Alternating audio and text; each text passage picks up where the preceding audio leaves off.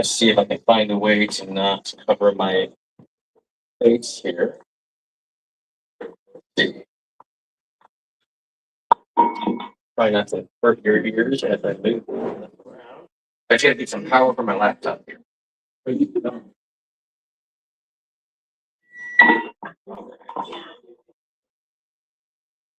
getting it. If I had one more hand, it would have been nice. I don't know why.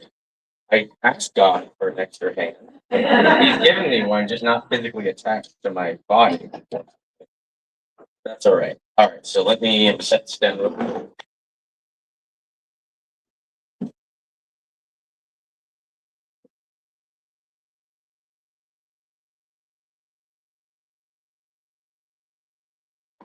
All right, so I'm gonna try to do this all one hand. And the reason I'm setting this screen up so I can see what's over here without having to turn my head the whole time. Easy on me. And I'm going to record this as well. In fact, let me tell my fancy little Chinese-made 60p camera here. But I'll tell you what, it is actually a really great camera. I can't complain. That's all right. Okay, so let me connect to this.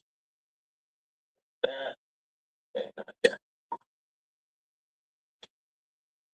And this is the Republic or Women's Republican Club, right? Well, it's welcome all the people identifying as women.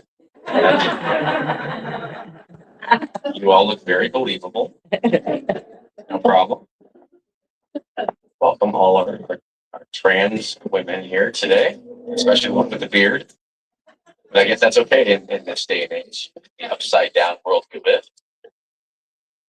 All right, let me flip this stuff around here. Let's see. And then what I'll do is I'll put all this on handcountroadshow.org also, this whole video. I know you've got it there on your live stream, but I try to keep them for my collections as well. Let's see here. We got lower corner 4. We got a 3 here. Let me combine these, and hopefully my computer will behave today. No, it's not my best computer, but my best computer got destroyed in a car accident I was in about 6 months ago, where I was sandwiched between a whole bunch of other vehicles. My body made that out better than my laptop did. So this is my spare. I'm still dealing with the insurance company trying to get it fixed. All right, let's see here. Got okay.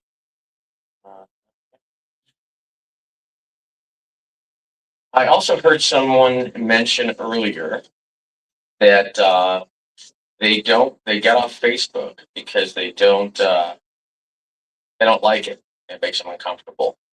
And let me tell you, we've got a battle going on. This is absolutely a battle between good versus evil, and it operates in 2 different areas. Well, 3. I guess we have the spiritual war. We've got a physical domain, and then we've got a digital domain. The spiritual encompasses all of them, but it's both physical and digital. That's where a lot of this war happens. So if you disconnect yourself from the digital and only operate in the physical, then you're leaving out the digital war that you could be helping in, because there's a lot of people still stuck on that digital battlefield. So what I would recommend is, once you get a good solid footing in the physical realm, dive into the digital battlefield a little bit as well, so we can help the other soldiers that are there on the front lines, because a lot of this will be won in the digital. Oh, let me move this so I stop getting feedback. There we go. You guys can still hear me. Still got a little bit. Might want to turn that down just a little bit. All right, so I'm going to start. Well, that's a lot. A little bit more. All right. So what we have here is a potentiometer inside that. It's got the 30 contacts in it. We need to do an exercise when it's off, up and down many times, and it'll take that corrosion that's on the internal terminals off. And it'll stop it. Okay. Let's see here if we can get some slides up. And I'm going to put the contact information up here first. No questions are off limits today. because I'm here in the physical domain. The reason I'm traveling county by county instead of just sitting there and doing podcasts online every day is because people can't learn what they need to learn if they're not in that digital environment. Some people are not. Some people, most people are not actually there. They're here in the physical. So I figured I'm just going to come to the physical domain. Plus, when you look at someone online, you don't really don't know who they are. You just have to, take their word for it essentially. But when you meet them physically in person, and you actually have a soul connecting with another soul close by, you really don't get all of the communication because sometimes communication is not verbal, it's not visual. Right? There's a connection between all of our souls that God handles that, and so you have to be there physically really to get a lot of that. That's why I'm traveling. Plus, God told me that I had to travel, but He didn't say it. He made me dream of living in an RV, giving election integrity presentations county by county. That was the dream God gave me. I woke up from that and said, okay, well, I guess I'm buying an RV. That's later that day, at the end of the day, I had less than 24 hours. I bought my trailer. Now, I didn't have a truck. It took me a month to find a truck. But God got me to the truck also. He saved my life on the way to getting my truck as well. Because I got on an airplane, a Spirit Airlines, which I will never ever fly again. I got a Spirit airplane to fly out to go get my truck in Portland, Oregon. And as we were taking off, they aborted the takeoff halfway down the runway, killed all the engine power, and took us back to the terminal. Now, I got the last seat on that flight. I had to get to Portland to buy the truck, be able to drive it back straight to Colorado, hook up the trailer, and drive immediately to Texas because I had to be to a church for it to be christened to start my whole journey. And I had only 3 days to make all this happen. So I had to get out there, and that was the flight I needed. And I got in, I was supposed to get in at midnight. And the owner of the dealership that I was buying the truck from, which is a used truck, he was going to pick me up from the airport at midnight. Obviously, they were closed, but just a nice guy. And they went back to the terminal afterward. And I saw when I was looking out my window, I was looking at the terminal. I thought, gosh, look, I've never sat that far back in the plane. We're pretty close to the terminal. But I could see people inside the terminal. And we go take off and then board take off, go back to the terminal, and then people start running out of the door with their phone in, pointing the phone at the rear of the plane, right where I was sitting. And they were all taking pictures and pointing up at the plane. I thought, oh boy, they're not taking pictures of that area for no reason. And so what happened is the tug operator, and the tug is the vehicle that hooks up to the front wheel of the aircraft, push it back, get it out of the terminal, and get it onto the runway before it operates on its own power. That tug operator was drunk. And the tug operator was not good at backing up a $100 million aircraft, and just under. And he actually backed the aircraft into the terminal and crushed the horizontal stabilizer. So what happened is the pilot that was right behind us taxiing, getting ready for takeoff next, saw the crushed stabilizer, but no one, our pilots never saw it happen because they did their pre-flight inspection before the tug operator took off, right? So they didn't know the wings were crushed, and none of the electronics told them there was a problem. So we would have taken off and immediately crashed. And luckily, the pilot behind us saw the crushed wing, called the tower, and had them immediately abort the takeoff. And so we took, and then I ended up having to sleep in the airport for a bit. It was a total disaster. We got another plane, and that was canceled. And then the pilots had to be drug tested because if anyone in the flight crew was fat, had to be tested, everyone had to be tested. Then when the pilots got back from testing, they exceeded their time limit, so they couldn't fly anymore. So then we had to wait again. It was a disaster. And finally, I got to Portland. The guy picked me up from the airport, got to the dealer. He opened up, it was like a big warehouse, like a Sam's Club size warehouse at Costco. And right in the middle of it was the truck that I had seen. And hanging directly above it, almost making contact with it, was the biggest American flag I've ever seen in my life. It was like one of those that are in Texas that are up in the air by the highway, and they must be 100 foot size. That's how big this flag was. And it was direct, like my truck was directly below this American flag. And I knew right then that's a God thing again for the truck. So they said, "You want the truck?" I said, "Yeah, I'm taking the truck." No question. And then I felt comfortable with an American flag above it, telling them what I was doing with the truck. So I told them that I showed them the Handcount Roadshow website. I told them what I was about to do. And the owner said, "Well, this is your lucky day." 3 o'clock in the morning, by the way, at this point. That this is your lucky day. We have a $5,000 discount on this truck. Just happened to. So that really helped a lot. That gave me some fuel to get me going on this whole journey. So it's God's been along the way. He's definitely made me work for it. I will say that. I'm getting pretty beat up here. Okay, how many of you do not know who I am? Okay, a couple. That's good. All right. Turn off those. Hit those silent buttons and vibrate and all that. So I'm just a normal citizen that, entrepreneur, ran a small business in Colorado. I still am trying, I have like a client left. And I've been in IT for a very long time. I started programming when I was 10 years old. Been in the IT industry for about 4 decades.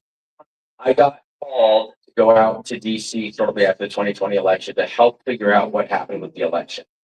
And again, it was a God thing because how the series of events that occurred to even make put my phone number in the hands of the person that called me could only have been divinely created. There's just no way all that could have happened. I don't have time to go over my whole story of how all that happened, but I have it all written down. Don't worry. So I ended up going out there, and I ended up working out of Sidney Powell's war room right after Sidney was evacuated. So remember, right after that election, we were watching Sidney on TV. All of a sudden, a week later, I go to this hotel. I didn't know where I was going. They just told me to go to this door, knock on it. So I went and knocked on it. And I'm sitting there walking through the doorway where this famous attorney had been walking in and out of and working for the past week. I never met Sidney. I'd seen her on TV. She was this famous attorney. That's all I knew. And I realized that I was totally out of my zone. Imagine, you guys just walked into that room and you'd feel very out of place. And I felt like a fish out of water. I didn't want to get in the way. I didn't feel worthy to be there, but I was told to go. So I went. I told everyone, "Hey, I'm just a computer guy, but I'll do whatever I can to help you." And they said, "Well, we don't have any computers because Sydney took all the computers. Her team took the computers when they left because they got evacuated due to a security threat."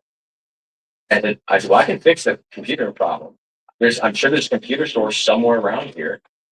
I don't have a car. If someone loans me a car, I'll go get some computers for people." How on earth? I don't know how people travel in life without a computer. I get here with me all the time. Where are all your computers, by the way? I don't. What's wrong with you? No, that's a phone. That's not a computer. Weird. Okay. All right. All right. So I went and borrowed a car, and I went and bought a whole bunch of computers. In fact, my credit card bill that month was $16,000. Now I was told by the people that were there, "Don't worry, just keep the receipts. You'll get reimbursed. The RNC has 220 something billion dollars." And when people told me that, and I figured, well, they know more than I do, I just went and did it as a citizen to do the right thing. Turns out I did not get paid back. After about a month and a half, I started trying to grab all the computer equipment and try to return it so I could get a credit back on my card because I couldn't afford to just put $16,000 for a bunch of people that told me that they would pay me back. So I tried to return everything I could. Unfortunately, one person wouldn't give me their laptop back. It's a $3,500 laptop, and so I ended up getting hit with a bit of fortune. But that's okay. I had to spend a whole lot more since then because I've dumped most of my savings now. But I'm okay doing it because I know God will figure out a way to make it work for me. Our president and his family have sacrificed far more. And there are people in this fight, this spiritual battle for our liberty and extinguishing the evil that is trying to hurt and destroy all of us. There are people that have lost far more than just money. A lot. There are lives that have been lost. There are relationships that have been lost.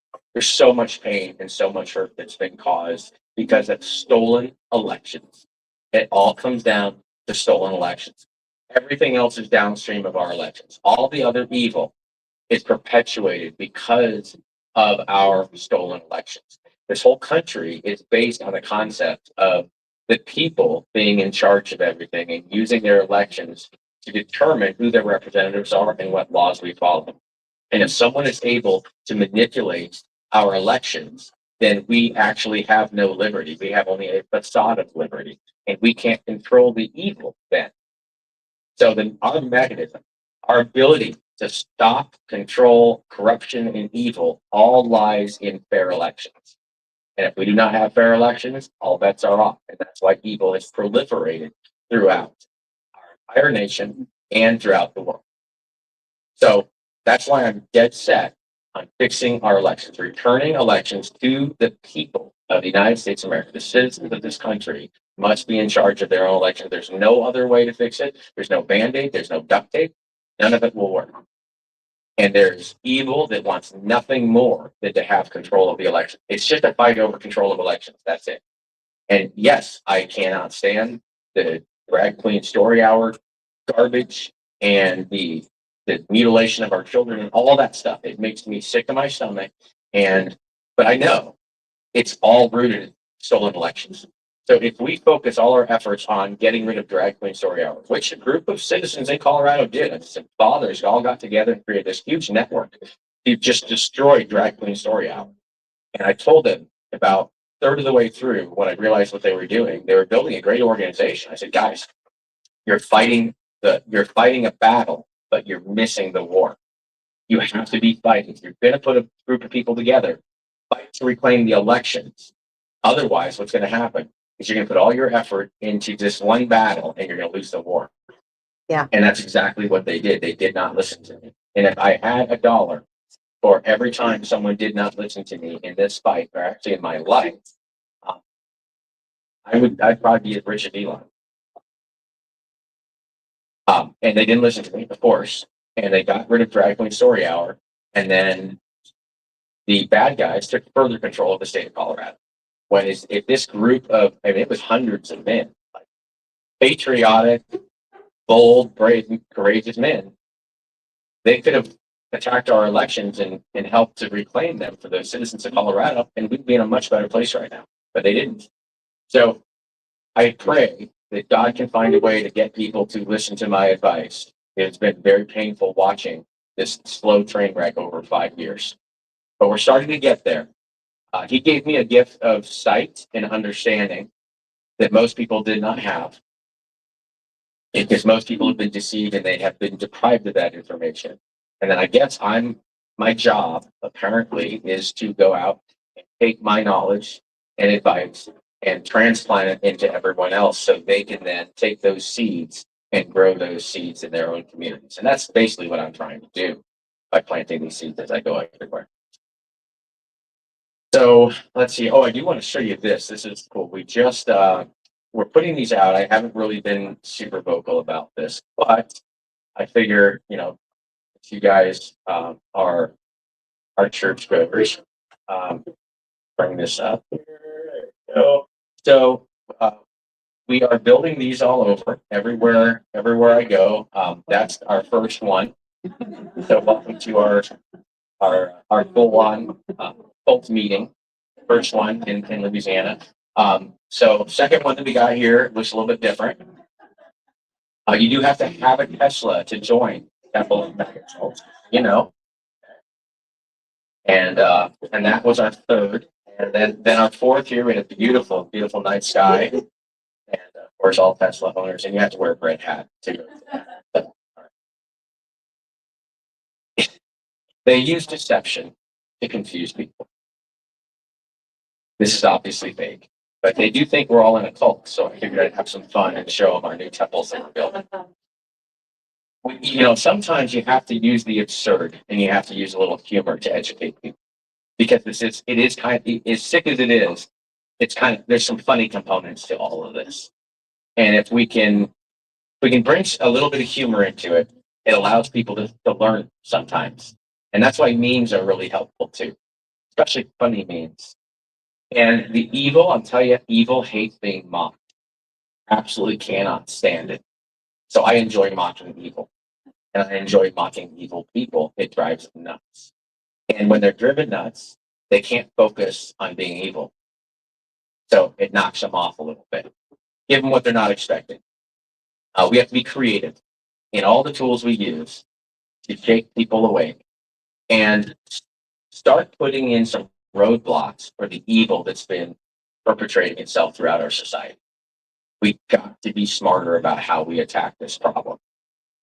And we're starting to win, just so you know. We are, if you imagine an 18-wheeler going up a really steep incline, an icy road, 18-wheeler going up. We've been traveling in that 18-wheeler for 5 years. Okay? That 18-wheeler is just about to the crest. We can actually see the crest of the hill now. That Fulton County raid was a good thing. That was major. That was monumental. I mean, that should have been heard throughout the universe. And there's a lot more behind it than what it appears. It's a really big deal. If people let off the gas, if you're on an 18-wheeler and you're almost to the crest of the hill and you let up on the gas a little bit, what's going to happen? You're going to lose your momentum, right? And if you lose your momentum, it's over. You're not going to make it over the crest. And then you're going to slide all the way back down that hill and in a big accident. That's what could happen to us right now. We are in a very delicate situation. So we cannot take our foot off the pedal. We have to maintain or gain momentum at this point. This is our moment. We've been fighting for 5 years to get here. A lot of people might sit back and say, oh, we finally made it. They're raiding it. The feds are going to take care of everything. I'll tell you right now, it's not going to happen. Right? God doesn't just give you things for the sake of giving you. God does make us work for it. Yeah, I told everyone to turn their phone off, and that's okay. I'm going to ignore this one. I'll call them back. I always look those because it could be emergency. If I get a call from special someone, I have to look. We got to keep our foot on the pedal. And this is our moment. This is a door that's been opened. Now we have to walk through it. And you guys have to expose what's going on in your community, in your state. It's very important. Evil has proliferated every state. I can tell you that right now. There isn't one state that's been free of this. The demonic forces, like a cancer, have metastasized throughout our nation. And you all are like doctors. And you are going to find the cancer and you're going to expose the cancer. And then you're going to root the cancer out. Every one of you has to do that. And if we do that, we will win. We will clear our nation of this cancer. I guarantee it. And where citizens have fought, they're winning. Fulton County is perfect example of that. There are a great group of citizens that never let this go. And they just kept digging and digging. And every time they hit a roadblock, they dug harder. And they grew in numbers. And they never let go. And that's the result, is that now they've cracked it all open. And it's all going to get exposed. You guys have corruption here in this state. I have not went to a county or parish that does not have some level of corruption. You guys have absolutely corruption at the state level. There's no question about that. And it's very evident. It is the easiest way to determine if you have corruption. If someone blocks the citizens from being able to conduct their own elections and count their own vote, if someone else wants to count your vote for you, they're not on your side. It's simple as that. Now, that's right. I got a hammer. I can fix that for you. Trying to share this on Facebook. No problem. And I think it's being live streamed, right? Okay. All right. And then I'll have the recording as well.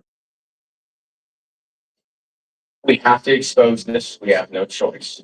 The people that are blocking you, the citizens, from controlling your own elections or running your own elections are your enemy. Now, not all of them are your irredeemable enemy, though. Okay. Some people are just confused and they've been deceived.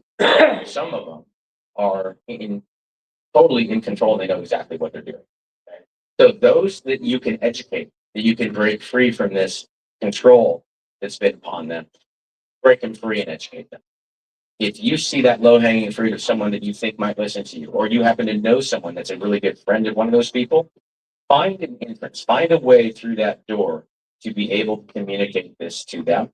And the more people you educate about this, the better. I had a great meeting yesterday, and that meeting I had yesterday, there were some pretty important people in that for Louisiana, That's right. and they were paying attention. They heard, they understood. Seeds were planted in them. If they didn't all the way, if they weren't fully red pilled by the end of that, which doesn't always happen, the seeds were planted. And when they went home that night, as I explained to the citizens after I left, those people went home with more knowledge. They learned something they did not know before. They sat and thought about it, probably on the drive home.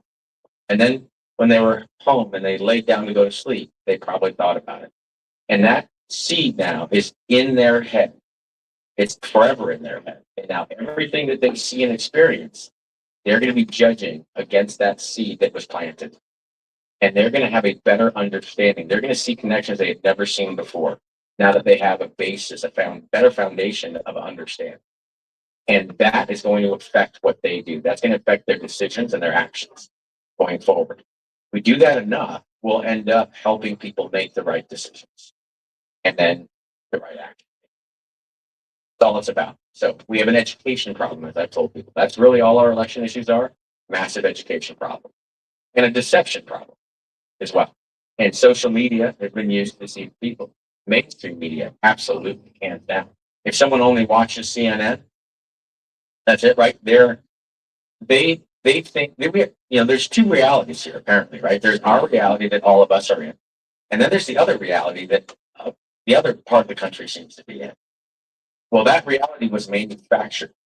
They used mainstream media and social media to manufacture a fake reality for those people. Yes. So that's why they truly believe what they claim to believe, because it feels so real to them, because that reality was created, that fake reality. They don't know they're in an illusion.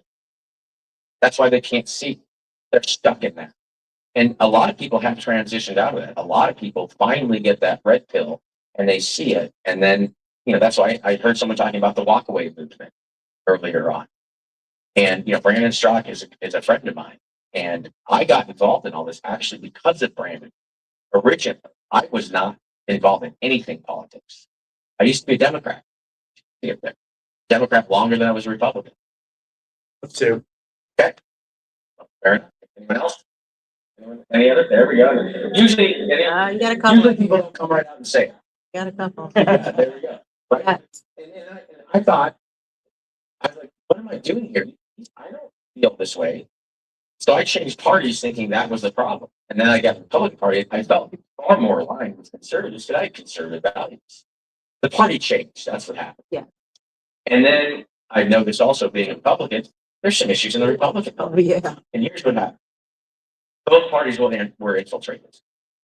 The control structure, the people that really are pulling all of our puppet strings across the entire world, this planet, they know that to manipulate a whole bunch of people, the easiest way is to control their elections, because then you can control who is in those positions of influence and power that control everything. You don't have to worry about manipulating people so much anymore. You don't have to lie to them to get them to vote a certain way. When you can just control the results, it's a lot easier. So manipulated elections are the easy button. The manipulated electronic voting system, that's the easy button for those that like to control everything. So much less effort for them. And that's why they want this system, because it makes it so much easier for them to do what they do. They do not want us in control of it at all. Let's see, I'm going to go over, I think you guys get the whole liberty thing. So I don't need to explain what liberty is. We got that. The Tina Peters, I can go over a little bit of Tina Peters, and I want to be easy on the time as well. I've got a lot of content, but I want to get just the right content. So we've got, was it 1:30 we're at? Is that it? They close. They close at 1:30. 1:30. So we're going to wrap That's up about 1:15. 1:15. 1:15. All right. So I got just about a little over an hour. So I can go over a little bit of Tina Peters as well. And if you have any questions and you want me to go down a certain street, let me know, and I'll I'd be happy to do that. I've got 12 hours of content. I can go over all that stuff with you. But I'll run to Tina Peters. That's actually the next slide. How I got involved with the whole Tina Peters deal. Again, God put me in all these positions. But essentially what happened is I saw when I was out in DC, November of 2020, I saw Mike Lindell on an airplane on a video. And he said he had all these hard drives with him. And he said, we've got it all. China hacked our elections. All these countries hacked our elections. And he had these animations. Do you remember those animations? With the arrows from all these other countries into the US? And I looked at that and said, well, I'm an IT, cybersecurity guy. So if that actually happened, I'm interested because I want to explain this to other people. I want to educate other people. So I tried to get to the evidence. I really did. And I couldn't get to the packets. Even someone that was there said they had the packets and would give me some so I could examine them, but it never happened. And then I heard about the symposium where Mike was going to go out in public and tell the whole world this is what happened. I was worried, though, that someone might have been lying to him about this information. And I was worried they would lie to him, use him to distract the entire nation,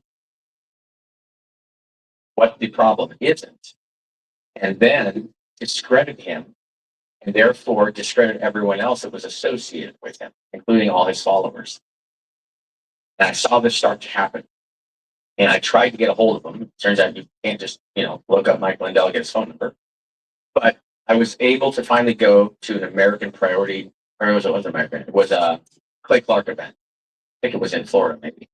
And I went there and Mike was there. He was one of the speakers. So I'm sitting there in this event. And again, this is just everything's a God thing. I'm sitting there next to this kid, mid-20s, and I'm talking to him, and he's like all about everything that's going on. And I asked him some questions, and it turns out he grew up blind. This kid I'm sitting next to was blind his whole life up until months before. I said, what are you talking about? How do you go from blind to not, and he could see fine? And he told me what had happened is it just totally broken down. He had a very rough life because he was blind. He was very down on himself in his life and reached a very, very bad low. He said he just went out one day into the front lawn of his house, and he was always told never to stare up at the sun. But he went and he could see a little bit of light. That's it. He could detect when there's something really bright. And he said he just looked up directly at the sun, looked at the light, and prayed. And he went back in, and his vision came back. Or didn't come back. He never had it. He could see. So something happened when he looked at that sun, stared at that sun, probably God's hand. And there it was. And he could see. And so he told me the story was just profound. And he said he was there because he needed to meet Mike Lindell. He was told he had to meet Mike Lindell. And I said, well, we're going to go to Lindell then. So I said, we're going to go find him. When he gets off stage, we're going to wave him down and he's going to come over and talk to us. So after he got done speaking, him and I got up. We walked right over, waved at Mike. Mike saw us, walked right over. And I said, you talk to Mike first. Go ahead. You're here. So he went and just talked to Mike and shook his hand and told him how much he appreciated him. And when they got done talking, well, while they were talking, I was writing my name and phone number down on a piece of paper. When they got done talking, I walked up to Mike. I thanked him for everything he was doing. You need my help. Here's my contact information. Call me. It looks me kind of weird. Took it. Said, thank you. Shook my hand and put it in his pocket. 2 months later, I was asked if I wanted to be on the red team to examine the packet captures. So I said, absolutely yes. They said, how fast can you get to South Dakota? I said, I'm ready to go right now. So I went to South Dakota. And I was on the red team to investigate these packet captures. And the guy that had them finally put them on a hard drive in the center of the table. We all looked at them and realized they weren't real. It was fake. It was garbage. When they're supposed to be real. So that's why the packet capture discussion stopped the first day of the symposium. The second day is when Tina Peters showed up, and that was real. That was a real person, a real citizen, a clerk in Mesa County, Colorado. It's a little conservative county. that had an image of her voting system that she got because she was very concerned something had gone wrong. And here's what had gone wrong for her county. Her and her husband ran a construction company. They're entrepreneurs in Mesa County, Colorado. Just like any of you. I mean, some of you might be entrepreneurs also. You might retire someday like they did. And she went to the DMV one day and the line was 3 hours long. She was very frustrated. The line was 3 hours long. And then she saw an opening. They had an election coming up for clerk, county clerk. And she said, well, if I become county clerk, I'm in charge of the DMV and I can fix those lines. I'll fix that. And she asked her son, who is a Navy SEAL, Remington is his name. He asked Remington, should I do this? Should I run for public office? He said, Mom, you can fix anything. Do it. And so she ran. She won. She had no idea what she was getting herself into. Because what Mesa County was at the time is a totally corrupt, controlled county. And the voting system vendors, combined with corrupt secretaries of state, which not all of them are corrupt, but there are corrupt ones out there, they all have created this system that really ties the hands of our election officials. So you can have a good, honest election official running the elections, but they don't actually have control of them. Those elections can be manipulated in ways they cannot see. So they actually abuse right under their noses these election officials all over. So when people run into their election office with pitchforks, that's not the right approach. Because most of the time, our election officials are good, honest patriots, but they are blinded by mass deception that they are victims of. That's really important. Yes. Oh, Patrick Byrne. Yes. Is he a disinformation operator or is he for real? Patrick Byrne, I think he's admitted that he was a disinformation operator. That doesn't mean that someone that was always is. And I will say Patrick Byrne and Mike Lindell are two absolute nationwide heroes. Because if it wasn't for each of them, we would not be where we're at right now. We would have missed the boat. They kept this whole thing alive and they fueled people networking, and they funded a lot of the citizen efforts to uncover all of this. So I think Patrick may have done some things back in the day. He's talked about them that he was not really proud of. He's been making a comeback now. He's making a comeback. And I do think that anyone can be saved. Anyone can turn their life around at any moment. It's all up to you. I mean, you can turn around that moment, right? And I think Patrick did. And I've seen Patrick do a tremendous amount of good. You still need to have discernment. Always good to have good discernment. But I'm feeling pretty good about Patrick right now. And Mike Lindell, Mike didn't know he was spreading stuff that there was no evidentiary basis for. Mike had no idea. He's not a computer guy. He makes great pillows. Yes, he does. Yes. Got plenty of in mind. Exactly. How many people in this room, by show of hands, do not have a My Pillow? What is wrong with you? Okay, all right. Yeah, as long as you have the My Slippers or you've got the My Robe. Okay. My dish towels and my towels, yeah, in the sheets. And they are actually great. The Giza Dream sheets. Oh, fantastic. Fantastic. I think there's a coupon code for Cook. I'm not sure. You can watch these pillows and they flip on You you. just put the whole pillows right in the washing machine. Absolutely. Yeah. I sleep on my pillow. I sleep on my mattress, sheets, everything. Okay. So I'm happy with what Patrick's doing. Without Patrick, we wouldn't have exposed all that we have exposed. Now I've gone in with an open mind on all of this. And I don't discount anyone just because someone says something about someone. I go for the evidence. And that's what I've looked for my entire life is I want to find the evidence. A couple of days ago, someone said, oh, don't talk to this person. This person is evil. And you know what? I said, you know what? I haven't seen the evil yet. This person's always wrong. Well, I haven't seen that yet. I'm going to look into what the person says and I'm going to get down to the evidence and I'll make that determination. But if someone tells you don't talk to this person or don't listen to this person, I would be very suspect of that.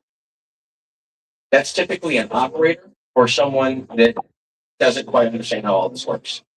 what I would say is have good discernment and listen to what everyone says. Yeah. And then connect all those dots yourself and ask questions, inquire, and process and think. That's how we do this. That's how we bring truth to a situation. You don't do it by not looking at certain things. That just keeps you in the dark. The Tina Peters. I went to that symposium. I heard that this clerk was there. And she was there for this reason. 2020 election happened. Conservative county. She got conservative results. She thought there was no problem. She followed all the directions by the Secretary of State. And at that time, she thought the Secretary of State was great. She had no reason to question the SOS. Why would you? If you work for a company, you're going to question your boss. No, you just do what your boss says. Whatever your boss knows more than you do. Should. And not that Secretary of State is Tina's boss, but Secretary of State is, kind of the state head of the elections. And they provide the instructions for the clerks so they know how to run the elections properly. And Tina did all the right stuff. She did the logic and accuracy testing. She did the risk limiting audits and everything came out fine. She didn't realize the whole system was set up to give her that false sense of security. That's the problem. Now, then they had an election a few months later. What happens, and I've seen this pattern a lot, the counties or parishes get the electronic voting systems. Because the electronic voting systems, the entire mechanisms, all of the ecosystem are used to subtly and covertly manipulate elections. What the bad actors would like is they'd like even the municipal elections to be run by the county they just want to get all the elections run by the electronic systems. That's their goal. So a lot of times what will happen is the city will contract with the county, or in your case, your parish, to run their city elections for them on that electronic equipment. And then that gives the ability for bad actors to manipulate what happens in your city. Or you're like your water district, and et cetera, et cetera, et cetera, all these municipal elections. So that's what happened in Mesa County. The city of Grand Junction contracted with Mesa County Election Department to run their city council election. They ran the city council election. Conservative county, 4 conservative city council members, all running for re-election. Everyone liked him, no scandals. It should be a shoe-in, right? There were progressive candidates running against each of the conservative incumbents, so they all had someone running against them. And people were like, they didn't know who these people were. So, no problem. Obviously, the conservatives are going to win at the election. And Tina's in her office, and they are tabulating the ballots. They're still putting the ballots through the machines. And these are Dominion machines. And Tina got a phone call from someone she knew that happened to be on election night at a watch party. And this person was at a watch party, and she overheard someone say that one of the progressive candidates won the air election. And by how many votes? About 2,500 votes. And they thought, how could that be? I didn't know the results were out yet. So they called Tina because they knew Tina was a clerk. And they knew Tina. They said, are the results out yet? Tina said, no, we're still processing the ballots. We're still tabulating them. And they said, well, I'm confused because I just overheard someone say that they won and they won by 2,500 votes. How would they say that if you're not done putting the ballots through the machines? And she said, well, there's no way they could know that. They're crazy. They're lying. So she finished putting the ballots through the machines and got the results. And the results showed they were right. That candidate did win. Progressive candidate beat the incumbent, and by that number of votes within single digit. Somehow they knew the result of the election before they even put the ballots through the machines. How do you think that would happen? So Tina, her stomach sank at that point. And then it sank a lot further a few seconds later when she looked at the rest of the results. Every conservative candidate that was an incumbent lost. The entire city council went from all conservative to all progressive in one election. One of the progressive candidates had just moved there 3 months prior. How do you move to a place and 3 months later you win city council? You have to be one heck of a candidate, right? Or maybe it's either that or you have maybe a manipulated voting system, which do you think is more likely? Okay. So the whole city council was replaced. And all the citizens are freaking out. If that happened here, you probably start making phone calls. You call the election department, say, what happened? Are you sure these results are right? And that's what they did. And then Tina told them, don't worry, we have all the ballots. We'll just rescan them all. So fast forward a little bit, she's getting ready to rescan all the ballots. And she told people, if there's a there, I'll find it. The Secretary of State sent her an email saying they're going to come up and do an update to her voting system. And she said, no, thanks. We're not ready for you. We're busy with something. And they said, no, we're coming up and doing it. Katie Hobbs. No. Secretary of State Jenna Griswold in Colorado. Of Sandy Hobbs, Arizona. And she didn't want them to do that, but she couldn't stop them. She's coming up with the vendor, didn't she? And she didn't know what they were going to do. So she asked, what are you going to do? They said, well, we're going to turn off the QR code feature on your voting system. Well, all her ballots had QR codes on them. She knew in the upper left corner, there's QR codes on everything. And she was concerned that if you turn off the QR code feature, how is this system going to read these ballots that I have to retabulate to make sure they were done right? So she asked her county IT staff to take a backup of the system because she was worried that they might hurt the information that's on the system. And all that 2020 information was on there too, the 2020 election, which was only months prior. And she is federally required to keep all that information for 22 months, plus another 3 months by the state of Colorado. So she has to keep that information for 25 months, all election records. Our county IT staff said, we can't do that because it's not our system. We can't back it up. So she hired a third-party vendor in Mesa County to come in and do that, a guy like me, to do a backup of the voting system. So they got him a badge, got him all ready to go, and he backed out at the last minute. Said he didn't feel comfortable with it, but that he would give his badge to someone else. So they brought in another person. They had to fly him in to do the backup. And the previous guy, the original guy, gave his badge over, and they handed it to the new guy. And the new guy came in and did the backup. And then the Secretary of State showed up. And imagine you were clerk, and they walk into your office. You think that they're just going to come and say, okay, we're going to go do the work here, and you can sit and watch them. Nope. They kicked Tina out of her office and all the employees out of the office claiming COVID. And then so they had to leave the room. Now, then they covered the windows up. They pulled all the blinds. Because, no, it's true. COVID can make it through glass unless you cover the blinds. If COVID can't see you, it can't get you. Right. So it was just to protect the people on the other side. It wasn't to stop you from being able to see what was going on. Right. Yeah, right. Exactly. So they covered the windows up, and they were there for 2 days. It was a 2-day job just to turn off the QR code feature. Now, would any of you believe that that was true? No way. And she was very suspicious at this point. So she had another image taken. And she figured someone could look at the before and the after image to see what actually happened. Well, it was made known at the Lindell Symposium that an image was taken of the voting system. At that moment, within, I think, a few hours, her office was being raided in Mesa County. Her county office was raided, and all the electronic equipment was taken by the Secretary of State of Colorado when they knew there was an image taken.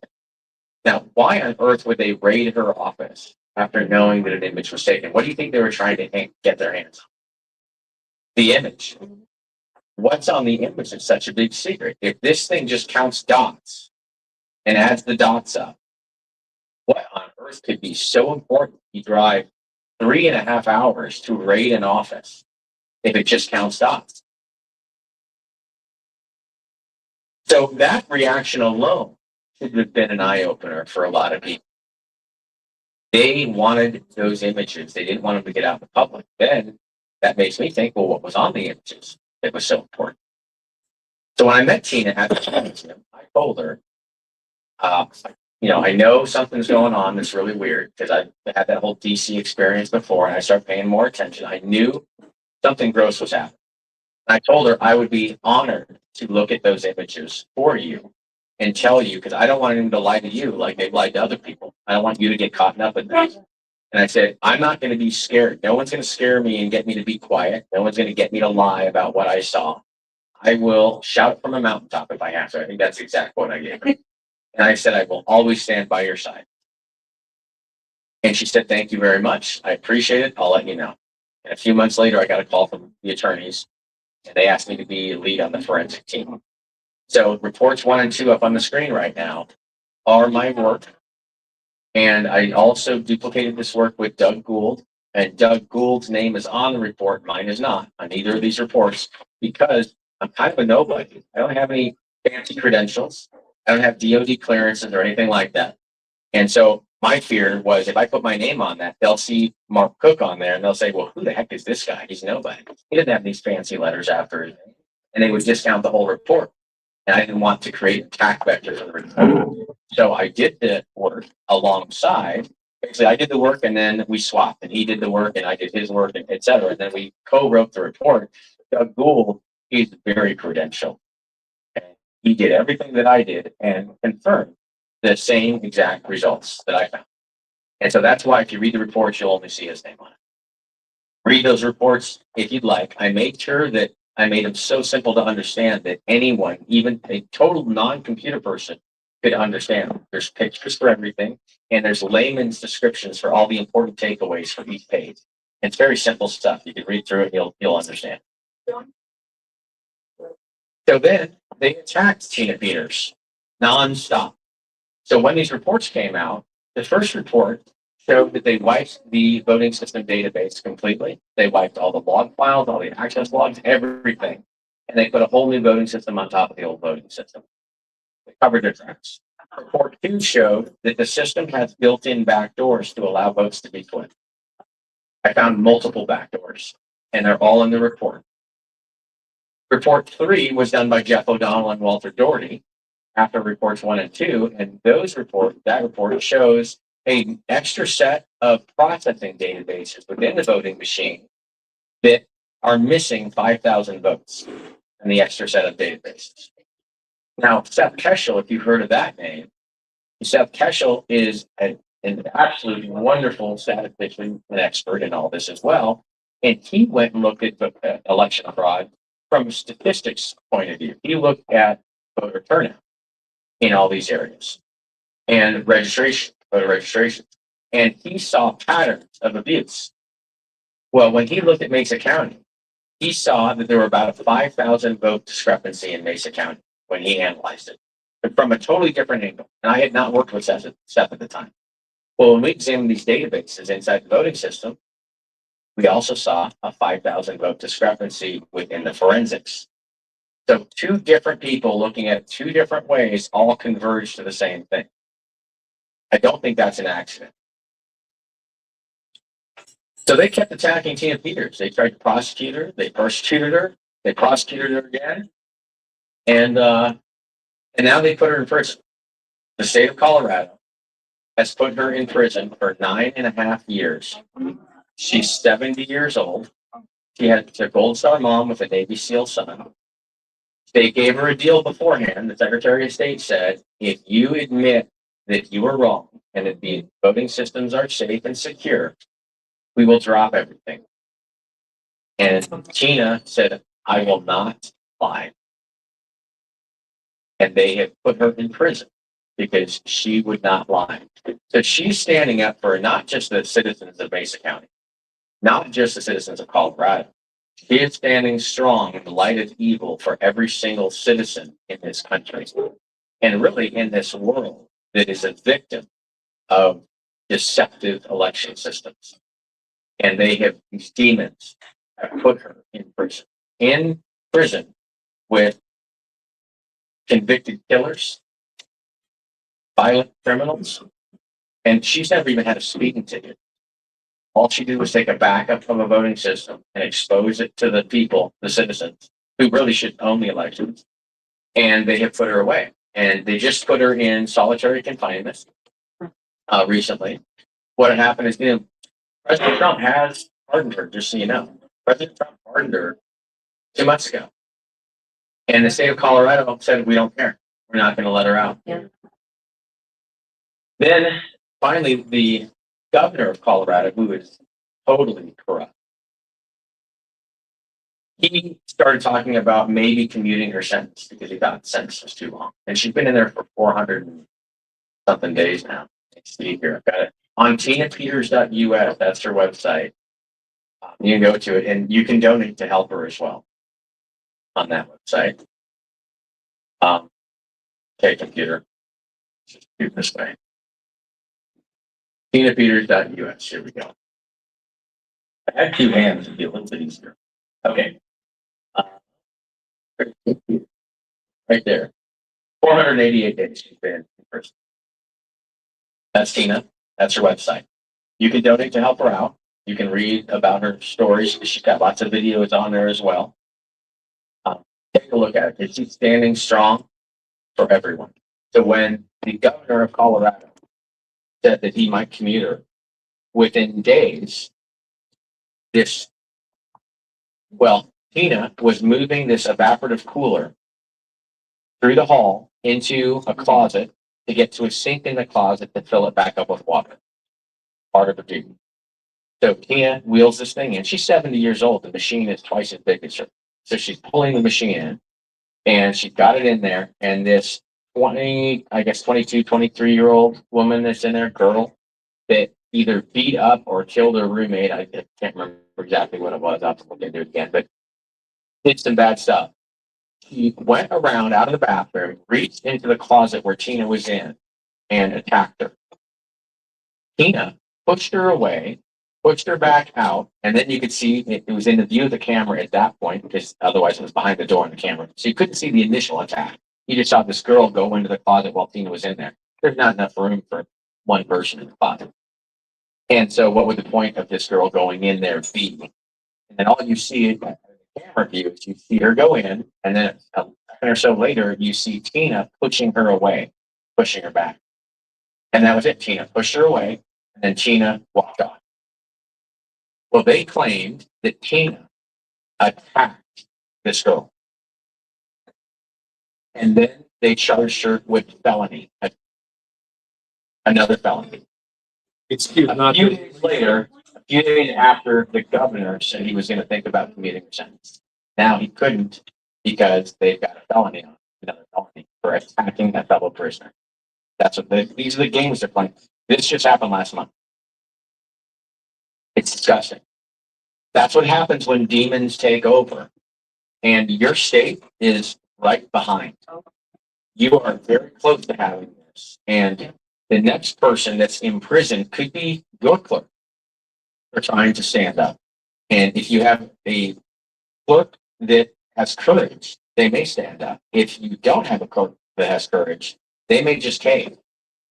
And every other clerk, except for, I would say, every other clerk, other than one other clerk in Colorado, caved. And even that one still caved after the pressure got to him. He took images. But when the Secretary of State threatened him, he caved and gave those images back and never allowed them to be analyzed. Because he got scared. Guggenheimer, maybe. Right here. Oh, yeah. He thinks that our elections are as pure as the driven snow, and we should have total confidence in it. Is he here? Is that him? Oh, fantastic. Awesome. system as pure as the river. No, never. There's only one thing I know of as pure as the river snow and protocol. We never have anything perfect. But I'm going to tell you, say this with all, but I am. I'm sure it's not you. You gotta recognize the machine is out of your control.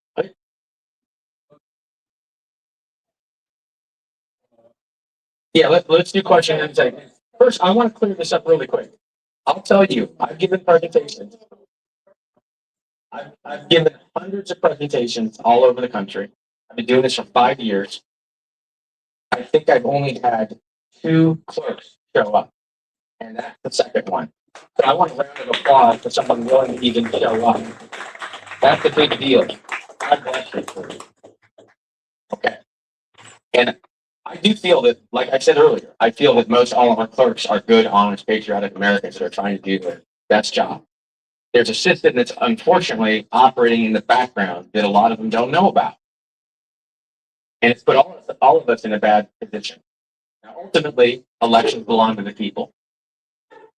All of us. And we used to run our own elections for 150 plus years.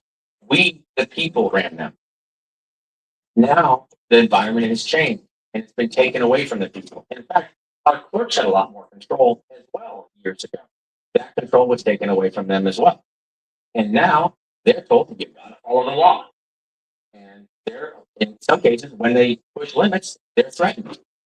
You must follow the law or we'll put you in jail. And when Tina Peters was sentenced, the judge that sentenced her flat out said that he is punishing her to scare every other election official out there. He said it in his sentencing. Listen to the sentencing. It's on my website. You can actually watch the 19-minute sentencing.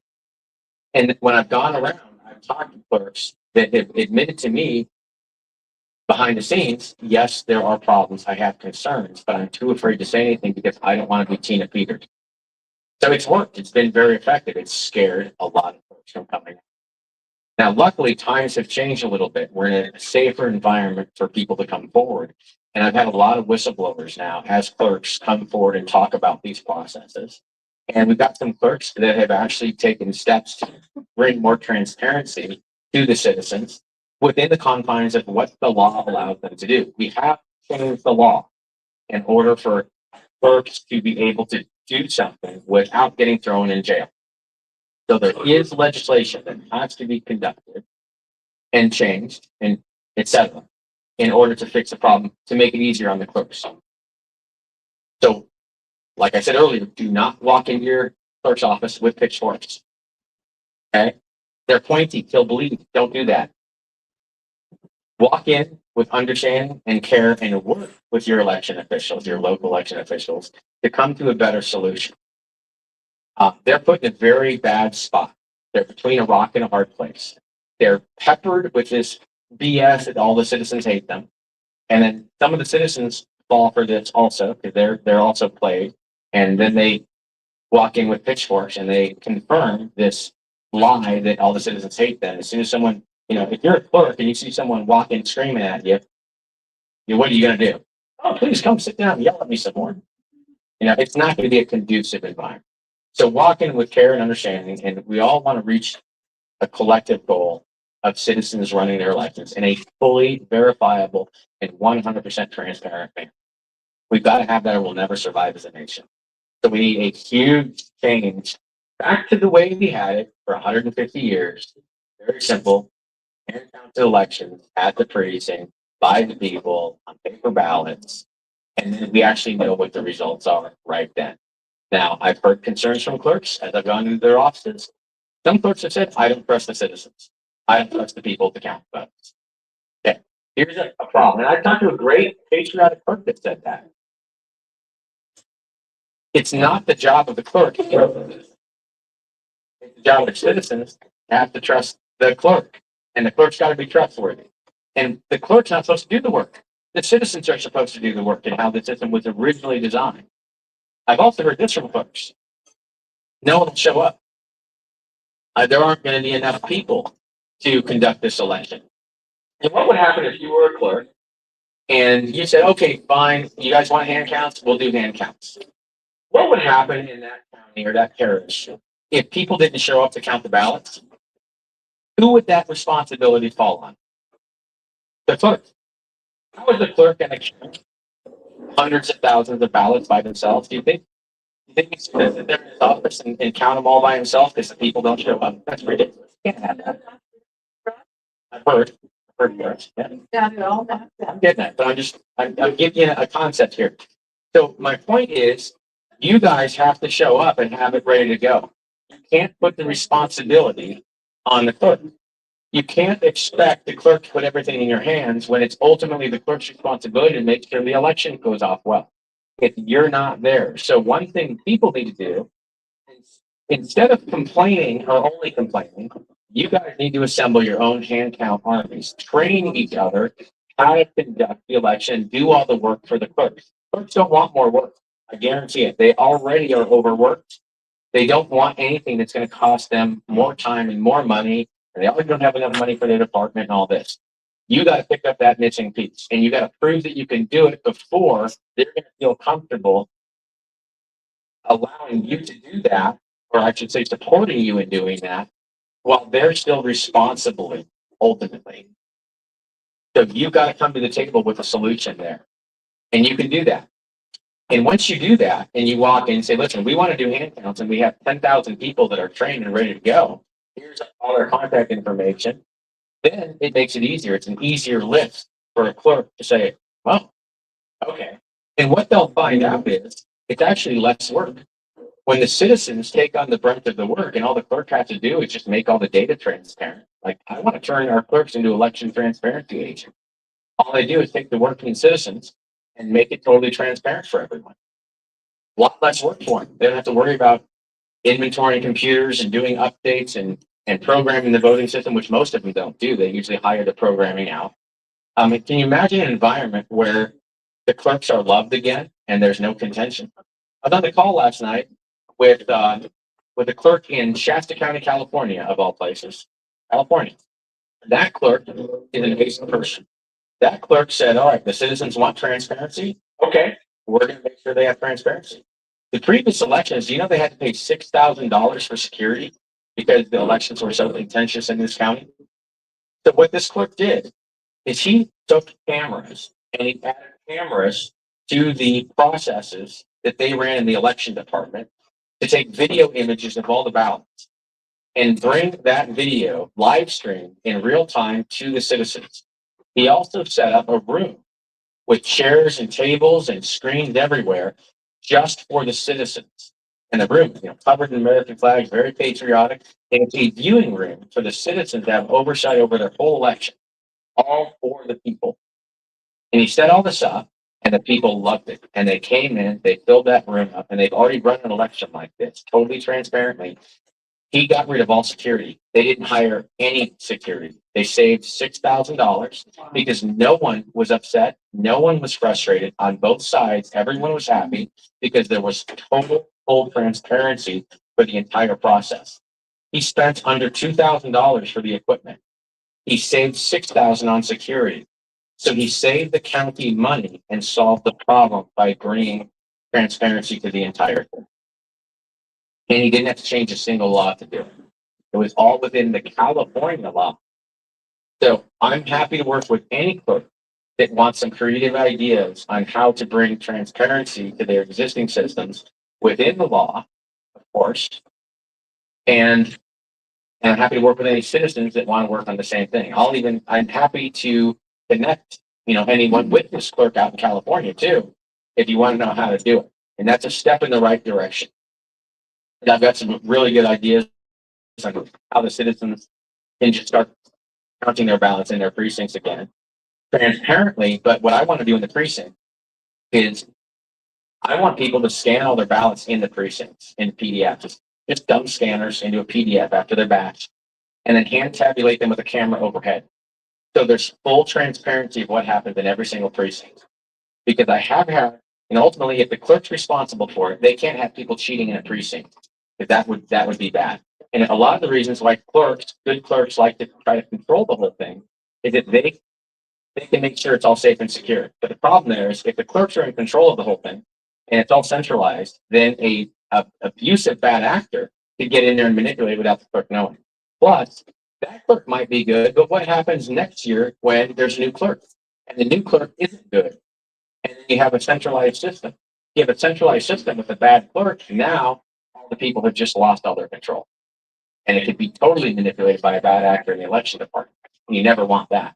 So we got to keep it out at the fingertips, out in the hands of the citizens, and make it totally transparent so the clerk can still have full transparency themselves over the entire process. So there's transparency for all the people and the elected officials. Very simple. Ballot images and video footage. All super cheap now these days with technology. Scanner's $200, camera $70. And I've already done this system. I've been training on this system for 3 years now, all across the country. We've done lots of pilot studies. It's actually being used in Arkansas as well. This exact setup of the scanners and the cameras in a real election. In the 24 primary and the 24 general election, we ran this in a county there. And it worked wonderfully. And we had Democrats and Republicans all part of it. Everyone was kumbaya, single fist fight. It was amazing because when there's transparency, people are happy, right? When they can believe it because they can see it, it's whole different from believing it because you're told to believe it. No one feels comfortable doing that. Earned trust is paramount to mandated trust. And we have an entire election system built on mandated trust. Also, for our elected officials, right? Your clerk is also told, this system's tested, it's certified and tested and all this and that. Well, I know firsthand the testing labs are at fault here. The testing labs are allowing back doors in these systems, and they're not catching these back doors. And some of them are very easy to find. It didn't take any effort. I found one in 1 minute. How can I find a back door in 1 minute when I don't even have access to any of the documentation? I literally just turned it on and I saw the back door there. How did our testing labs that test all our voting systems that are part of our national critical infrastructure miss that there's a back door in the voting system? That was here. That's Dominion. And not only that, though, these same testing labs didn't just test Dominion, they test all the voting systems. There's only 2 labs, SLI and ProVNV. And they've missed all these back doors for over a decade. So are they incompetent or are they missing them intentionally? They can't be that incompetent, I can tell you that. And I'm happy, I can show you the back door. Do you guys want to see it? Okay, we got time. I'll show you the back door. This is what they don't want anyone to know. And this is why they tried to grab the images so no one could see them. This is why Tina Peters is in prison. It's because they don't want you to know this information. So I'll start this up here. I'll bring it over on the screen and I'm going to show you the back door I'll show you 2 or 3 back doors in the Dominion system. And it really upsets me that when people lie, I do not like liars and I do not like people being lied to. But just because someone's lied to doesn't make them bad. Okay? The bad people are those that started the lies. And who wants to think that there's an organized structure of people being lied to? That's not a fun thing to realize. It's not fun at all. All right, here we go.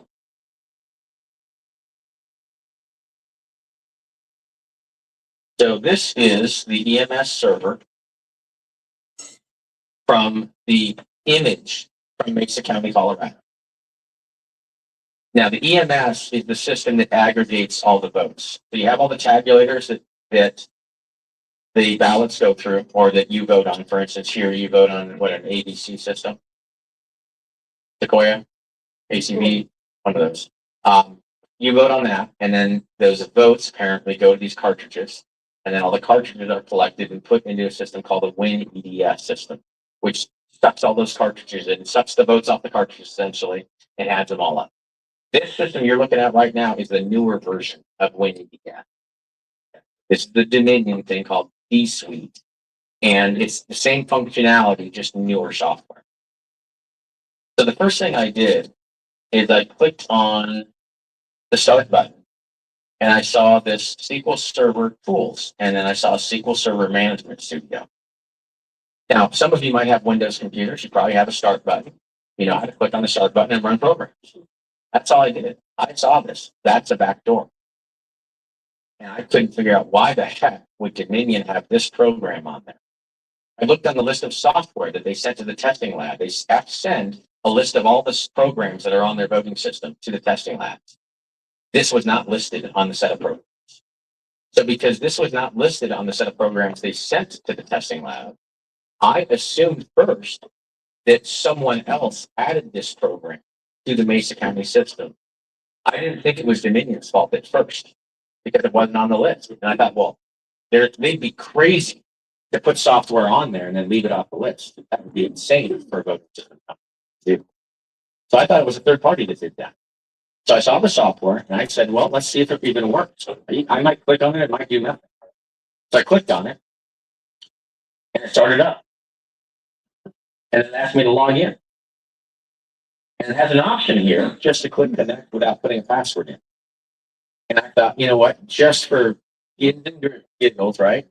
I'll just, I'll try it. Obviously, it's not going to work, right?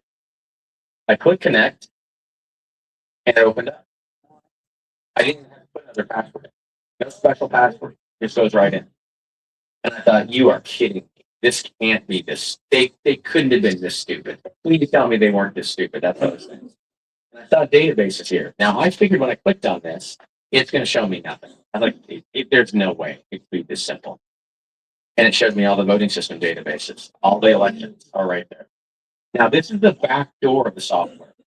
So how software works on a computer, you have a computer, then you've got the database server, which it's like the file cabinet for all the information. And then you have the application software that sits above it. And the application software is the Dominion software.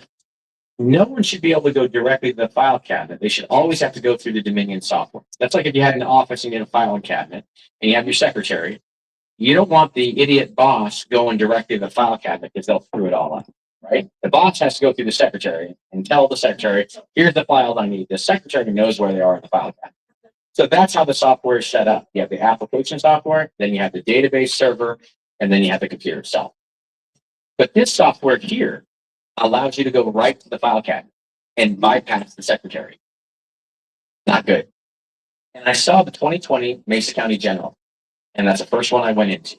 And I didn't think I'd be able to open it up either. I thought at some point it's going to stop me and let me in. And then I saw tables, and it let me into tables. So then I scrolled down a little bit, and I was just looking through the table choices, and I saw, what do you know? There's one called choice, and I thought that looks interesting. Let's see what that is. So I right clicked it, and I selected this item, select top 1,000 rows to see inside it. I didn't think it would let me do that. I thought it was going to give me an error message or access denied. Clicked on it, and it came right up.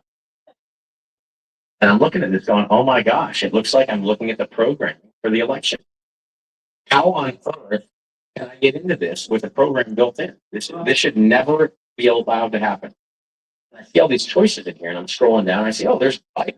So this is definitely the presidential election for sure. And I see there's an ID number associated with Biden of 1.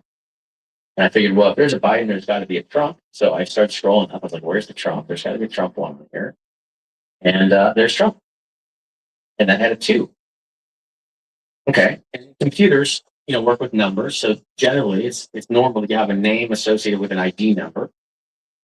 It's like we have social security numbers. And I figured the 1 is because the first entry they programmed when they were programming this particular ballot, they put, Biden first, and then they did Trump, and then they did all the others. Okay. I thought, I wonder if I just swap the 1 and the 2. Could I flip the whole election? Is the system set up so stupidly that I could do that? Well, first, we have to know what the results of the election are. So I went here and I searched around to try to find how to pull results from the election. I found this little procedure here called contest results. And it asks for value, a contest ID number. What's a good starting ID number to try? That's what I thought. So I put a 1 in there. And I hit OK. I didn't know what was going to happen. And it turns out ID number 1 is the presidential race. How convenient. It's like God just handed this to me. And look at that. Joe Biden, 31,000. Trump, 56,000. So that's the results of the election in Mesa County. That's accurate. Now, let's see.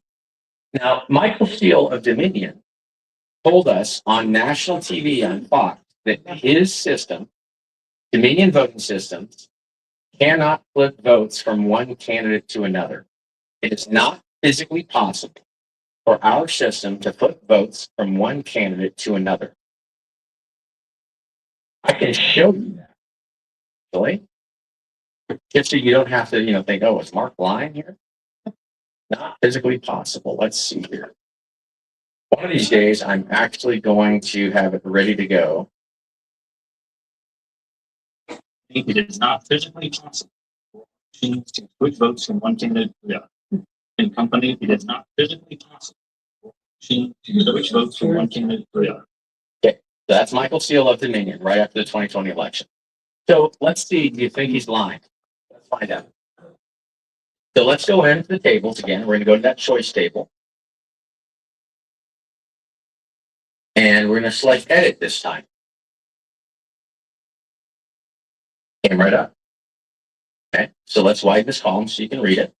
And I'm going to go down to the bottom here. There's Biden, and there's the 1. So I'm going to click in here and change it to a 2. Now, I figured when I change it and hit enter, it's going to say access denied. You can't do this. And let me do it. So now I'm going to come up here. There's Trump. Change 2 to a 1. No error message, no beep, nothing. Now let's go pull this report again. I'm going to run the report. Here we go. There you go. Biden, 56,000. Trump, 31,000. So by changing 2 numbers with a program built into the voting system, I was able to flip that election. And if I look in the log file, none of this was logged. It doesn't track any of this. As long as you have the password, it does not track it. If you don't have the right password, it does log that. But if you have the right password, no trace built in. Now I found out when I looked at the after image, this software is part of the Dominion D Suite. They left it off the list of software for the testing lab. Accidentally, or maybe on purpose. The testing lab, do you think was it hard to find this program? Did I have to hunt around the operating system? It was on the start menu. Any of you could have clicked on it and seen it. How do you think our testing lab missed that? Our testing lab that knows they have to test the nation's election systems that are part of our national critical infrastructure. How incompetent would you have to be to miss this every time you test the software for decades? That's the problem. And it's been like this for over a decade. Yes. You are a rock star. Let me tell you what, if you finding that. Oh, there's more. There's more. Don't worry. This extra data. Yeah. Is this also where it's actually writing a whole other database out there? Yes. In fact, all those other databases that you heard about, Yeah. they're all right here. Let's see. Down. They're all right here. See these adjudicable ballot source and all these tabulation source. Those are all the extra sets of databases. And these are never part of the Dominion backup. So our clerk, your clerk has no idea. Clerks aren't cybersecurity experts, turns out. They don't know how to look at this stuff. So they would know. But this is what was going on in the background. And this is why Dominion didn't want these images out. Because they didn't want anyone to go see this stuff. But the images were already out. And now we know. Why the president wants paper ballots. That we have no choice. And, We have no choice. Yeah. So I'll show you another thing here. Yeah, go ahead. my personal opinion, the guy he actually ran, Secretary of State, I think he won, he lost because of Dominion. Brandon Trostflair. Well, here's the problem with our election systems. There's no way for citizens to actually verify the results of the elections. And they're designed that way to make sure we can never find evidence to support a contest. Right? These people aren't stupid. They've been manipulating elections. It's a profession. They've been doing it for decades and decades. There's professionals. That's all they do. And it takes them about a year to plan to manipulate elections. They start working on elections a year before, and they use all the previous data to build election models to know exactly how to put on what really is a magic show. It's an illusion, and it's an illusion for all of us. It's especially the ones that pee me off the most. The fact what they're doing to our election officials, because they set them up to completely trust this thing, and then they are stealing it from underneath their nose. I think that happened in Virginia. It happens everywhere, and there's multiple ways it can be done. It can be done outside before it even gets to the parish or the county, and it can be done inside the voting systems, and it can be done in the result system afterwards. So there's 3 main areas they can abuse, and there's a multitude of different ways they can abuse each of those areas. So I'm going to show you this, though. This is really important. So we're in here, and some people might say, well, yeah, you'd have to be a database expert to know how to flip that election, right? So even though there's that tool that's on there, and yes, the testing lab missed it, and it shouldn't be there, you'd have to have a bad actor on the inside, and they'd have to be a computer expert. Okay. So you guys are all a little far away, so I'm just going to plug this in for you. Okay, this is just flash drive, right? USB drive. I'm going to plug it in the side of my laptop and watch the screen. I'll stand back here, so I'm not even near my keyboard. Watch what happens to the screen here. What's happening is it's running a program. Just by plugging that in, it's pretends it's a keyboard. And it now just ran another hidden backdoor inside the voting system. This runs in what's called the DOS. Old back in the day, still embedded in the operating system. It's an old command. And it gets right into the database. So this is the second backdoor that's in this system. And it's just went in, it made some changes in the database and it disappeared without a trace. And this is also not long at all. Now I'm going to run this report again.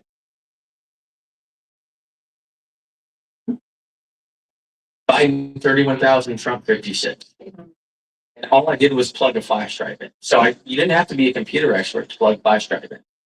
If the flash drive is programmed properly, right?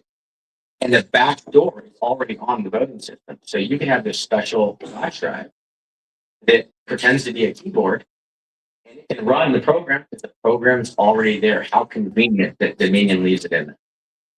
In addition to that, the firewall inside the computer, which they say, oh, yeah, it's firewalls. Well, they poked holes in the firewall to allow this to happen. And they also poke holes in the firewall that allow connections from any IP address in the world. So if your election department is lucky enough to actually keep these things off the air, or off another, great. But if they happen to be connected, even for like half a second, then these systems are already wide open and they automatically have built-in routing to route any device on the Dominion network right out to that other network, which could be the internet or any other network. They've set up routing built into the system. And I can walk you through that if I have. These are all things that they did that are incredibly dangerous, and they were all intentionally programmed. And I have the proof that they were all intentionally programmed. I've got all of it. It's easy. They forgot to wipe that part. And their log files also end up kind of self-cleaning, self-wiping themselves. But because Tina had an image taken right after the trusted build was done, all that setup of the holes in the firewall and everything, I got the log. So I was able to catch it before it went away. I've done it all. I've had it. Since 2021, I saw this. That's why I'm freaking out. That's why I'm traveling county to county to share this information with people that don't know it. They're just, the whole system's built on a pyramid of lies is the problem. We got people at the very top of their line, and everyone else is just passing on that lie, and people don't know it. That's the problem. That people are spreading lies without even knowing their lies because they just believe the person above them told. Is it because they forgot to take it off of there? They're just so arrogant that they think They didn't forget to take it off. It's intentionally put on. By default, it isn't there. they yes or They who and forget what. you just said a minute, but how to get access with it, to pull that down. Right. Oh, you're talking about the log file. Okay. So their systems, their log files are set up too small. Their retention's too small. So what happens is they fill up very quickly. And when they fill up, the oldest log entries drop off. Okay. And so with a very little bit of time, sometimes a day, you lose all that stuff. It's gone into the wasteland because they set these really small retention times. Back in the day, 20, 30 years ago, when we had the first electronic voting system, I guess 20 years ago, hard drives were small. So we didn't have unlimited storage. So they stat log files that small. But now hard drives are cheap and storage space is huge. So there's no need to have small log files. We could hold logs for 100 years on every voting system. So there's no reason to have them set as small as it is. And then Dominion even does something worse. Their manual, which shows the election officials how to configure the log settings, which, by the way, your election officials are not going through changing log file settings in their voting system. I have yet to find one that went through and did this. And here's what's crazy about the manual. On the top of the page, it says you have to set it to 2 gigabytes. And then in the bottom of the page where it shows you step by step on how to set it to 2 gigabytes, they end up causing someone to set it to 20 megabytes. So the manual contradicts itself 6 inches away from the information. That's crazy, right? So what they do is the law requires a certain size, or the voluntary law. And so that's in the manual. but then the instructions instruct them wrong. So they've still got plausible deniability. They can say, well, our manual says this. Oh, it's not our fault. It's, oh, yeah, I mean, we had a boo-boo, we had a typo in the manual. See, there's always a way to explain it away. That's the art of election manipulation. Anytime a mistake is found, they can always explain it away as a glitch. It's not a mistake. It's intentional acts disguised as glitches. That's the art of manipulating elections. And when you see glitch after glitch after glitch after glitch after glitch, suddenly you start seeing a pattern. And that's what I've seen. Now, if you're in the county, it looks like a glitch. You have a glitch once in a while. It happens. But when you're like me and you drive around county after county and you see, well, that county had the glitch and this county had a glitch and this county had the same glitch, suddenly you're like, that's a weird, yeah, that's weird that all these counties have the same glitch. It doesn't look like a glitch in it. So the way to fix all this is really simple. Strip all the machines out entirely, put it all back in the hands of the people, let the people run the elections, count the ballots there in the precincts by hand, scan the ballot images, video footage of the process, have precinct level discrete results, and publish it everywhere. Everyone that's there, leave with a copy of the result page. Everyone sign it so you guys are certifying that the results are accurate right there. There's ballot images and video. So if you're going to manipulate the election and lie, you're going to get caught.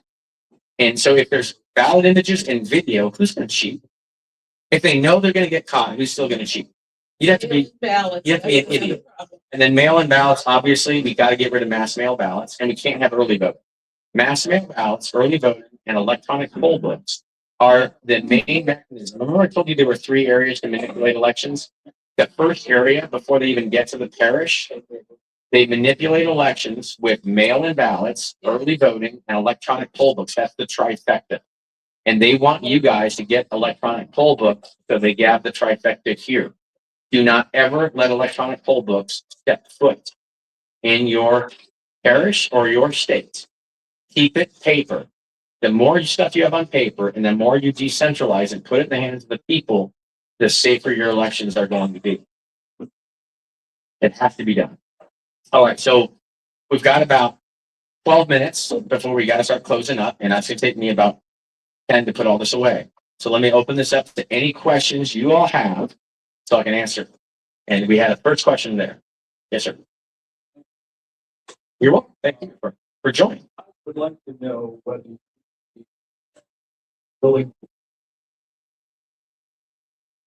what those. I would love to. Absolutely.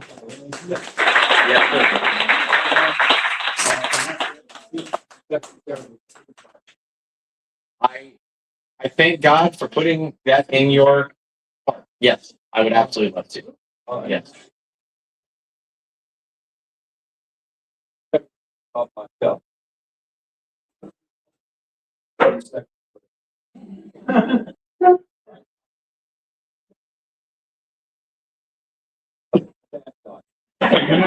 You never was an Obama worshiper.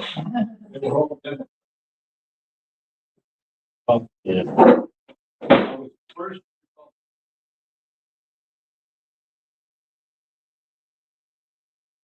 Wow. Republican, you can't.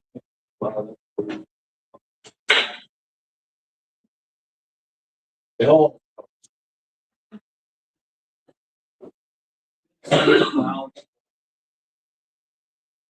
All I can tell you is what I know. I'm aware of.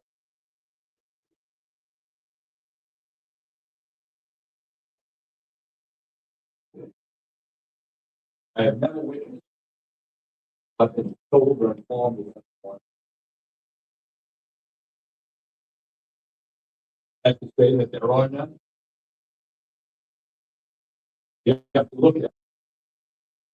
See, by the way, Trump won decisively in Louisiana. There was no backdoor in there. And he won by the.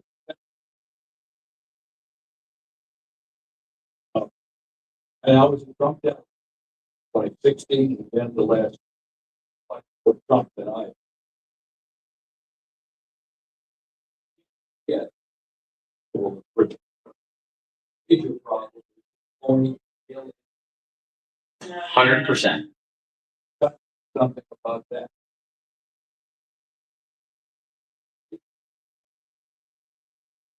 I'm seeing. Foolproof. Foolproof. Oh. 100%. On the stride. So having said all of that, then I'm going to set up the meeting. I would love that. Thank you very much. Yeah, the more that people know, the better. We have to. Yeah, yes, sir. Yeah. John, Megan, right down the street, the first filter, okay? And allowed us to do a hand count demonstration to about 35 people. John said, sent representatives from this department, ROV, did, ROV from St. Tammany Parish was there. Did I forget? We appreciate being treated with the respect that we've been treated with throughout. Can't say enough good things. Team, they're trying to do the right thing. Just, being true, been a great step. So, personally testified to the Honorable John Kenneth Rivers. Honor of that thing. So, what thought? Absolutely.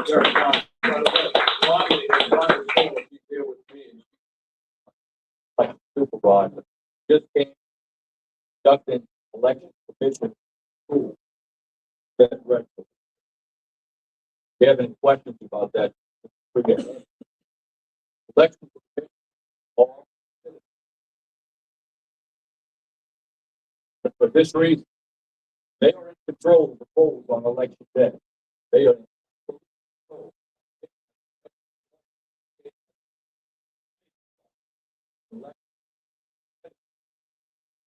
So, election, And thank you for being here as well. That should be a round of applause too. Yeah.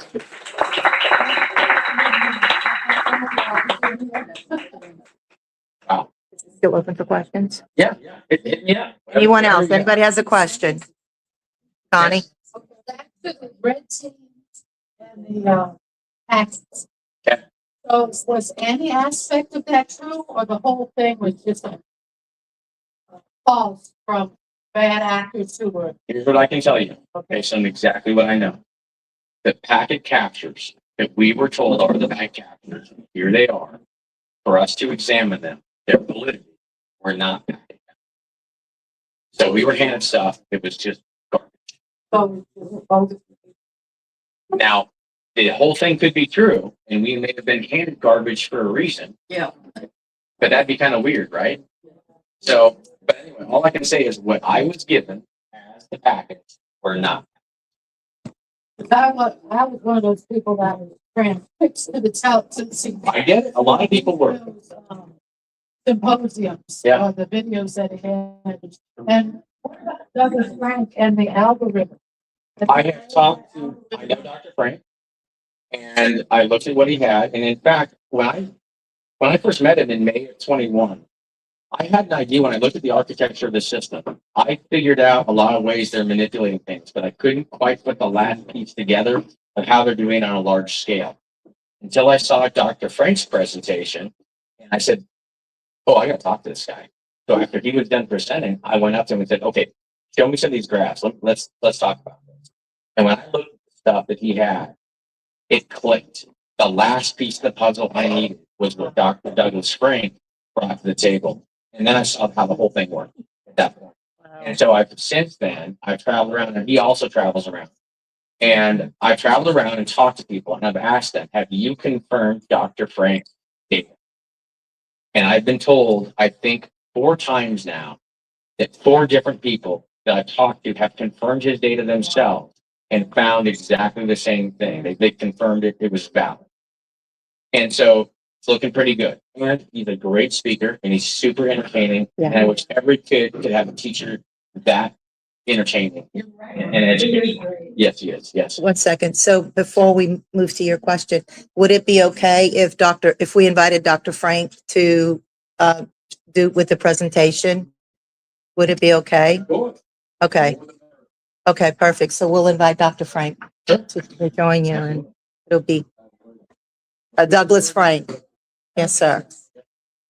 Okay. I'll set you up with a phone call beforehand. So Yeah, notes I on know it. him personally as well. Yeah. Yeah. I've done a bunch of interviews with him too, so Yeah, and just give me a call. Here's my contact info right up there. Email's not good. Just call or text. Text is great. okay. Email, I get some All right. emails I can't keep up. Calvin? In a precinct of 1,000 people, how many volunteers would you need to run? You need about one, depending on the ballot complexity, if there's about 40 choices on the ballot, you need about 1 to 2% of the number of ballots in people to tabulate those ballots in a 4-hour or less period. So at 1,000 ballots, you need about 10 to 20 people to do it in a reasonable time. If you have a more complex ballot, you're going to need a little bit more. You might need 3%.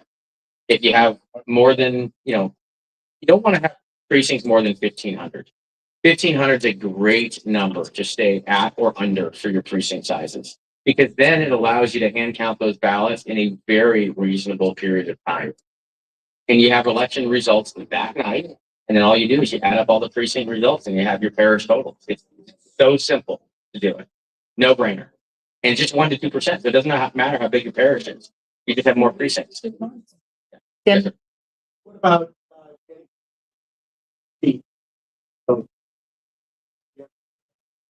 Yeah, there's a number of different ways you can do it. Different.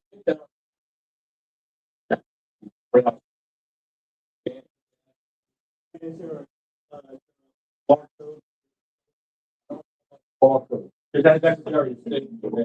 The receipt really doesn't do anything for you, unfortunately, because it's how does it prove that your vote is part of the total? All you have is a piece of paper. There's nothing.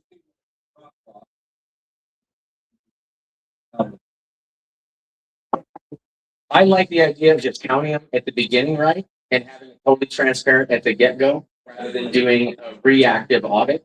I like proactive.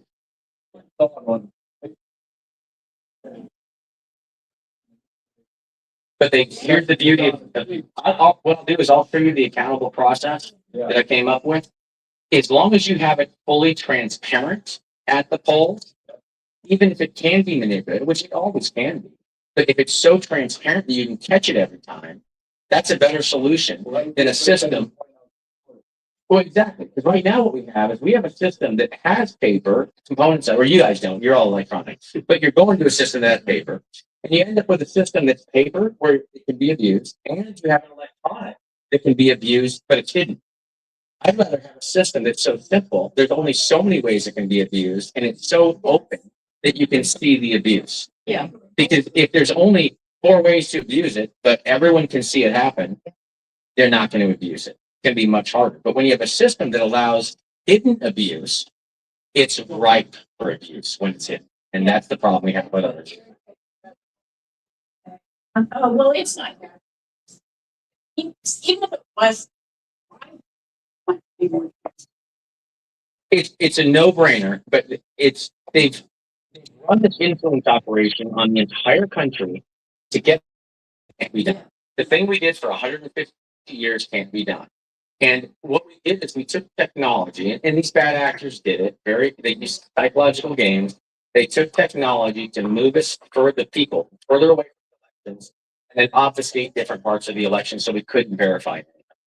And so what we can do, technology is good for a lot of stuff. And that's why it was so easy for people to do that, because everyone loved technology, it made everyone's life easier. So if it makes this thing easier and this thing easier and this thing easier, well, how could it not make our elections easier, right? That's why it was so easy to sell people on that. But what it did is it hid elections and it took them away from the people. So I'm not against technology. I'm a tech guy. I love tech. Have you noticed? Have you looked at it? I've got 2 cell phones and then this thing and that. I love tech, but the right application of technology is important. And what we did is we just went the wrong direction. If you're if you're driving along and you get lost, do you just keep wandering around the neighborhood that you're lost at, or do you go back to where you took the wrong turn? Let's just go back to where we took the wrong turn. Let's use technology to make our system more transparent and more auditable rather than make it more hidden. And that's why I love the use of scanners, digital scanners to get valid images and cameras to get video footage of the whole thing. We couldn't do that 100 years ago. We didn't have the tech 100 years ago. Now we do, and now it's cheap. So let's use technology for good instead of for evil. And we'll take a very simple process that's all run by the people, since the people do own the elections anyway. And we'll make it so transparent that it'll stop any abuse at the precincts. That's the right way to solve the problem. And it's cheaper. Here's the other really cool thing. Right now, your tax money is being taken and given to these corporations that run your elections, technically, right? You gotta, And the money is gone, right? You're not seeing that money. It goes to buying yachts and airplanes and stuff. How about this? The money's coming out of your pocket anyway. How about we take that money and instead of giving it to third-party vendors, why don't we just give it back to the hands of the people that it came out of in the first place? Just sit there and count votes, right? And then what's going to happen with that money? You're going to spend that money where? In your community. And then where you spend it at this coffee shop, there, the owner is going to spend it in the community. And that money is going to get spent 10 times over in the same community instead of being eroded out of your community. So even if it costs the same, you keep the money local. Keep it local. Elections and the money.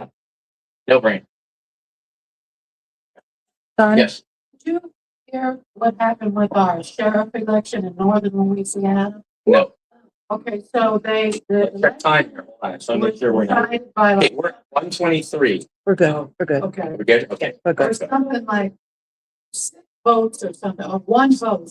One sheriff won by 1 vote. And so the news media said, oh, they're gonna do a recount. Well, all they could recount in Louisiana, the only thing we have on paper are absentee ballots. So the only thing they recounted was the absentee ballot. And within the absentee ballots, they found enough discrepancies that held a new election. Okay. They actually held a new election. Okay. But the news media totally played it like, oh, they're doing a recount. Nobody knew that they thought they were recounting the Everything. whole election, right? I got it. You guys are unique in that you have no paper records for anything other than absentees. And the absentees can be easily manipulated, as John said. Right? We don't even count our input. Of course not. No. And your election officials don't either. The programmers that wrote the software count your votes. And that's the problem. And as Joseph Stalin said, it doesn't matter who votes, it only matters who counts the vote. And not in this country, right? Right. They're counting it in another country, No. right? Where are they counting No, it? But a lot of people that have programmed the systems are in different countries. You know who made Sequoia? You guys are using Sequoia systems, right? Venezuelans programmed your software. I have it through. Like my neighbor worked at Sequoia.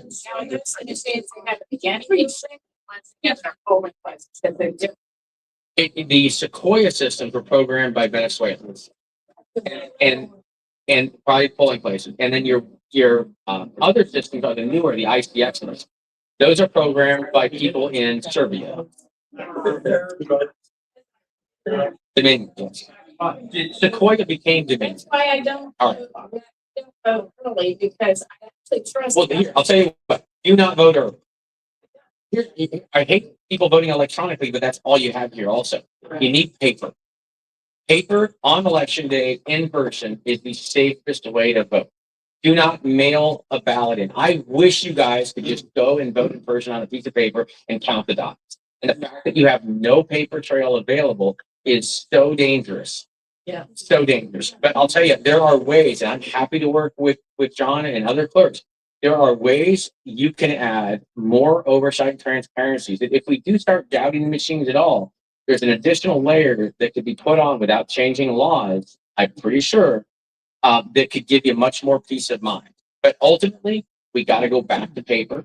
We got to do it at precinct in person on election day. No early voting, no mass mail voting. Yeah, and some people can't. And for the people that can't, there needs to be a provision. Yeah, absentee, but not mass. Have to have voter ID. Absolutely, 100%. Yeah. Okay, this is the last Last question. question. Last question. Okay, President Trump signed an executive order demanding paper ballots, and a lot of secretaries of states are not following on his order. So here's what it's going to require. Massive public pressure, so much so that there is no way to do anything but what the public says. The public runs the show, and some people have forgot that. So get busy, get big, and get loud. And with that, I'll end this, but my phone number's right there. I'm happy to work with you. Any other questions you got, contact me. Thank you guys very much.